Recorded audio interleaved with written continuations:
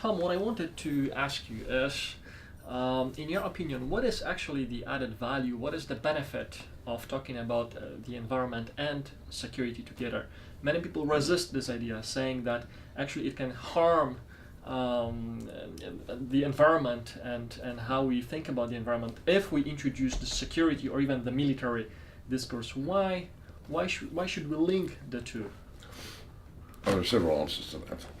The first is that the military, whether you love them or like them, or love them or loathe them, have a major impact on our climate.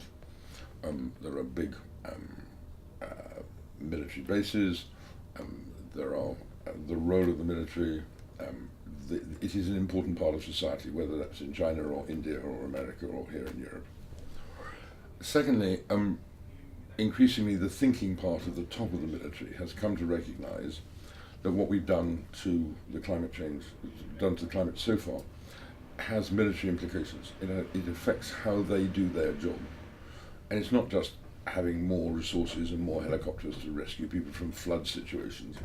It is actually a fundamental reality that as climate becomes more disruptive, there will be more mass migrations, more threatening issues with failing states, and these have military significance.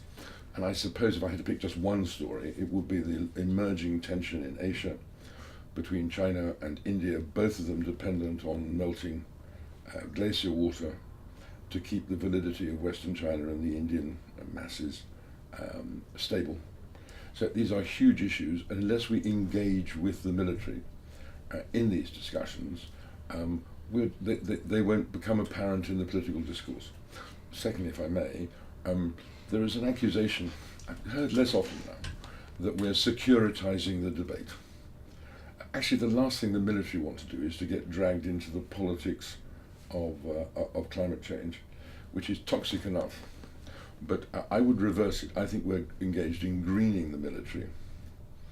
And the military are happy to do so because they have recognized, for instance, that many of the casualties in modern warfare are not on straight battlefield situations. They're in getting fuel to the front line or getting waste back from the front line, and that decarbonizing the military can have huge advantages for making their budgets more effective. So there are benefits on both sides, but the military will be very careful about this. There's of course one, as someone who studies public affairs, there's another reason, which is that in a world where politicians, journalists, even some academics are no longer credible in the public eye, increasingly the military, if an admiral in America says climate change is man-made, it's going to influence in this way, we therefore need to do this about New York and this about the Midwest, the American public listen. And therefore getting the military involved intelligently and coherently in the public debate is a key element of rebutting the brilliantly conducted public affairs campaign financed by the fossil fuel industry and climate deniers. Thank you. Thank you.